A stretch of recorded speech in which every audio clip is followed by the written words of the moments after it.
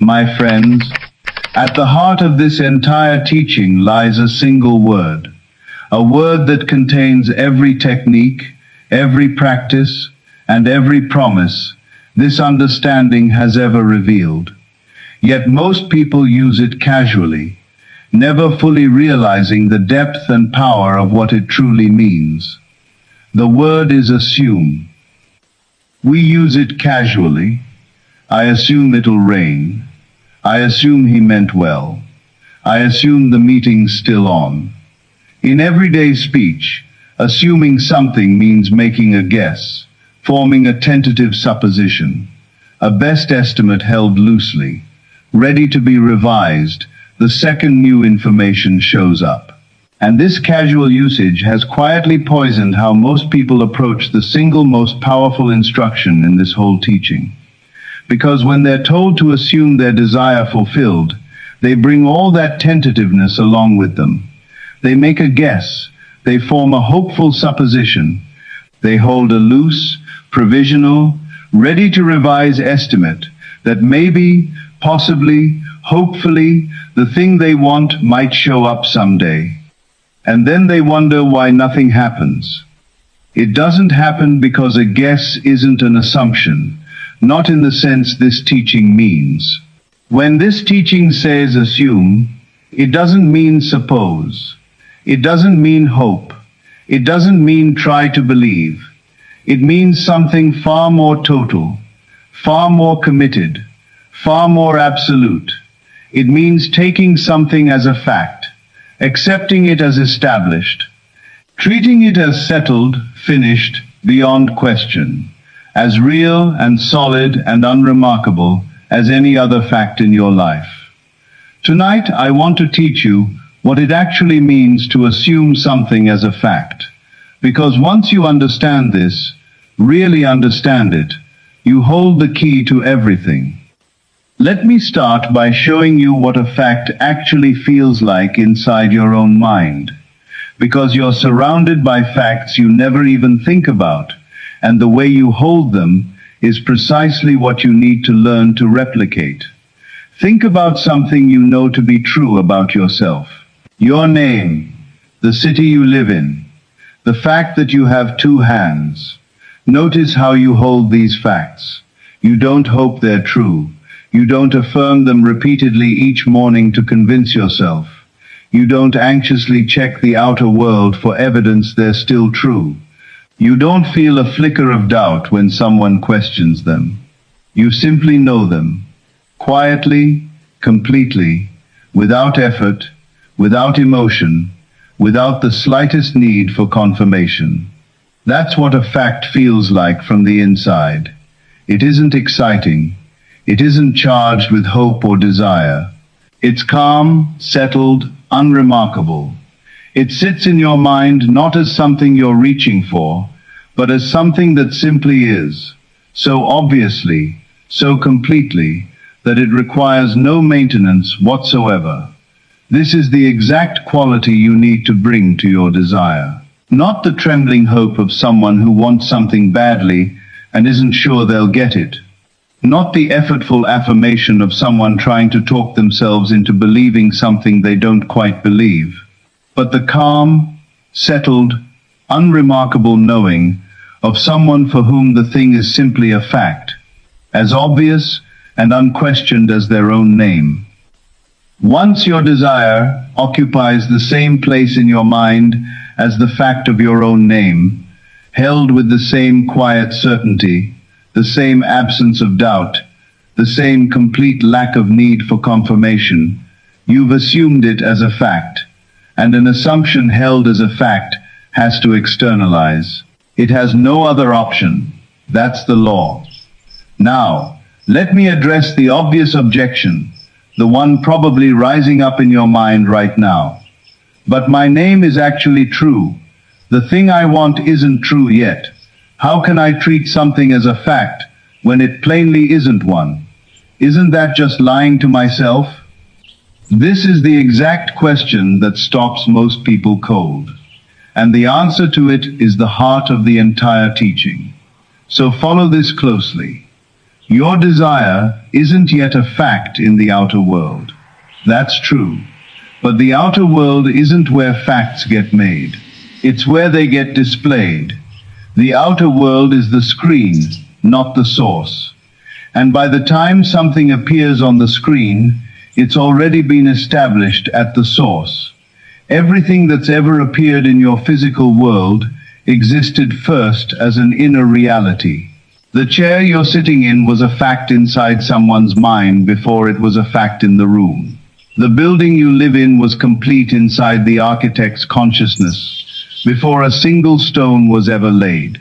The outer fact is always, without a single exception, the late arrival, the eventual physical echo of something already established within. So when you assume your desire as a fact, you're not lying. You're not pretending something false is true. You're establishing the inner reality that the outer reality must eventually follow. You're creating the fact at the source, knowing the screen will display it in due time. Someone who waits for the outer world to make something a fact before they'll accept it as one has the entire mechanism backwards. They're standing in front of the screen, waiting for an image to appear, refusing to walk over to the projector. And they'll wait forever, because the image will never show up on the screen until it's first been loaded into the projector. You are the projector. Your assumption is the film. Load the fact in. Hold it as settled, established, beyond question. And the screen of your world must, eventually and inevitably, display it. That isn't self-deception. That's the most accurate possible understanding of how reality actually gets made. I want to talk about the difference between assuming a fact and wanting an outcome, because this exact distinction is where most people's practice quietly collapses. When you want an outcome, your attention sits on the future, on the arrival, on the moment the thing will finally show up. There's a forward lean to it, a reaching, an orientation towards something not here yet, but hoped for. When you assume a fact, your attention sits in the present. The thing isn't coming, it's here. It isn't going to be true, it is true. There's no forward lean, because there's nowhere left to lean toward. You're already standing inside the reality, not looking ahead at it from outside. This is a complete reorientation of your inner posture, and it changes everything. Someone wanting an outcome lives in a state of perpetual anticipation, which, examined honestly, is really a state of perpetual not yet. And the law, reading that state of not yet, faithfully produces more not yet. The anticipation never resolves into arrival, because the anticipation itself is the broadcast, and the broadcast keeps generating more of the same. Someone assuming a fact has stopped anticipating altogether.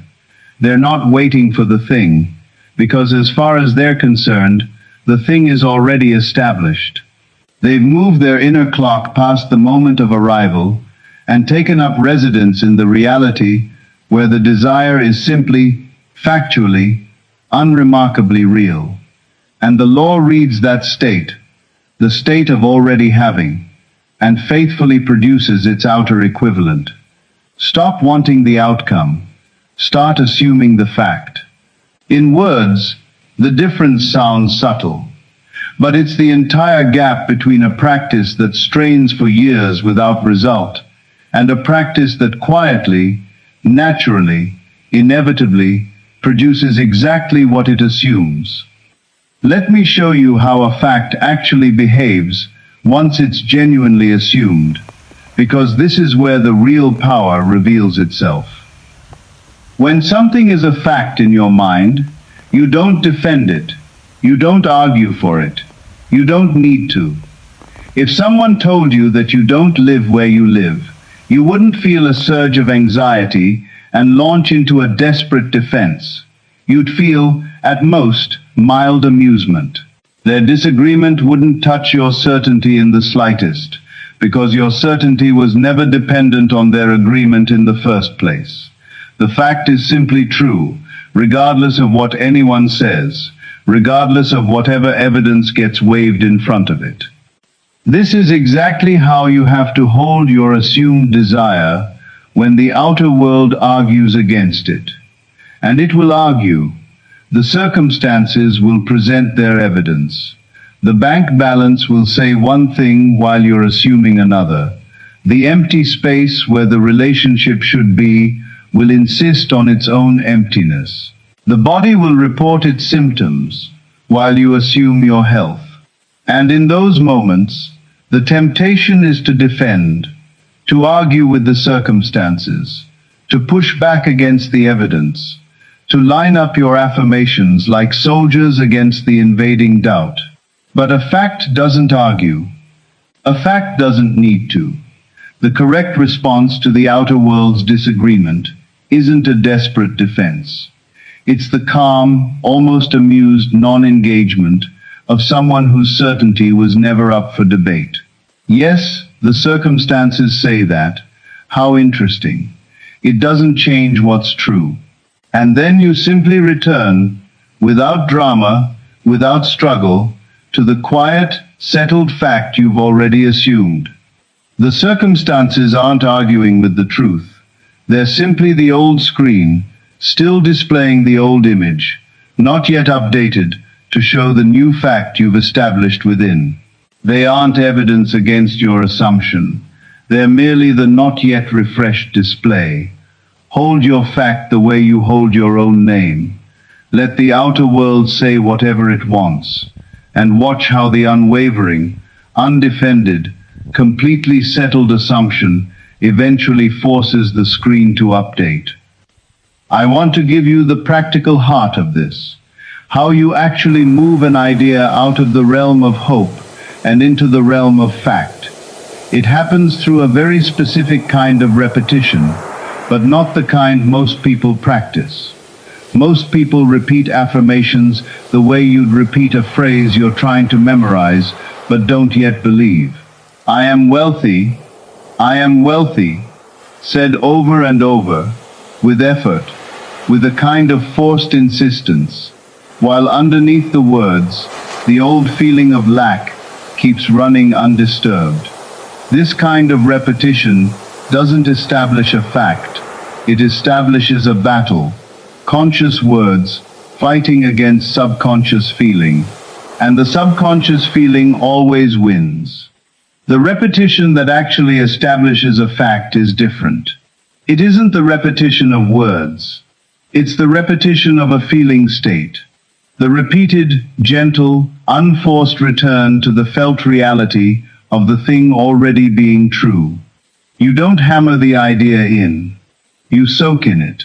You return to the quiet feeling of it being so, again and again, lightly, naturally, until the feeling stops being something you have to generate and starts being something that's simply there, until the inner sense of having stops requiring effort and becomes your resting state, until it would take effort to feel its absence rather than its presence. That's the tipping point. That's the exact moment the assumption crosses over from hope into fact, when the natural, default, resting condition of your mind is the quiet assumption of the thing as already so, and feeling otherwise would require actual effort. At that point, it's become a fact within you. And whatever's a fact within must become a fact without. Don't strain to believe. Soak gently in the feeling until belief is no longer even necessary, because the thing is simply, quietly, factually so. There's a moment I want to prepare you for, because everyone who genuinely practices this will run into it eventually. It's the moment the assumption turns natural, and you'll barely even notice it happening. People expect the establishment of a fact to feel like a dramatic breakthrough, a surge of certainty, a blazing moment of conviction, where doubt gets vanquished and faith becomes total. But that isn't how facts actually settle in. Facts settle in quietly. They arrive not with fanfare, but with a kind of unremarkable ordinariness. One day, you simply notice you've stopped wondering whether it will happen. You've stopped checking, stopped defending the assumption against doubt, because the doubt has quietly stopped showing up in the first place. The thing has become so settled, so taken for granted, so much a part of the furniture of your mind, that you no longer even think of it as a desire at all. It's just a fact about your life that happens not to have appeared yet. And here's the remarkable part. That unremarkable, quiet, almost boring settledness, that's the state of real power. That's the state manifestation becomes inevitable from. Not the dramatic conviction, the calm, settled, taken for granted fact.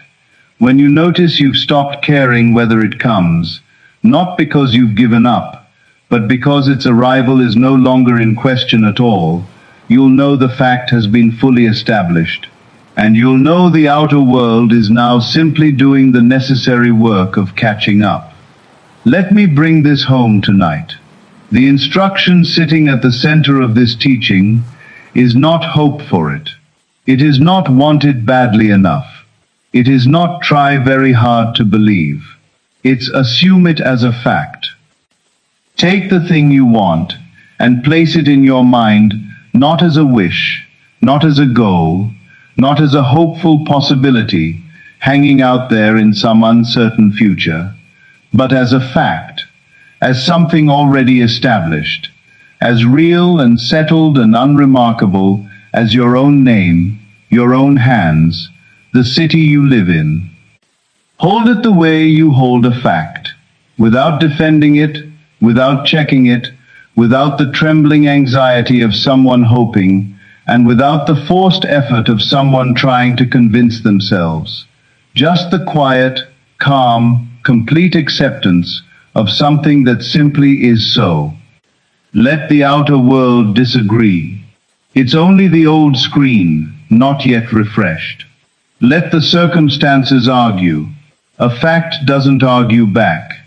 Return, again and again, without strain, to the settled feeling of the thing already being true, until that feeling becomes your resting state, your default, the natural condition of your mind, and then live from that fact. Move through your days as someone for whom it's already so. Make your decisions from it. Speak to yourself from it. Let it become the quiet, unremarkable, taken for granted ground underneath everything you do.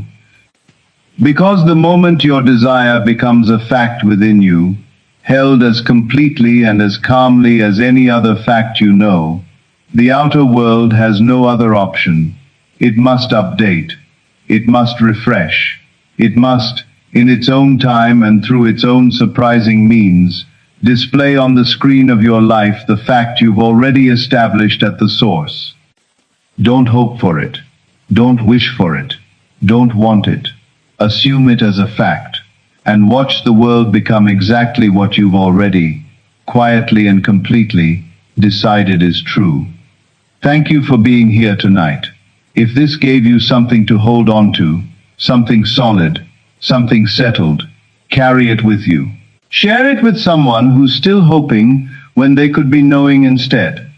Because somewhere, right now, someone is exhausting themselves, wishing for what they could simply assume. This is Neville Lectures, and I'll see you in the next one.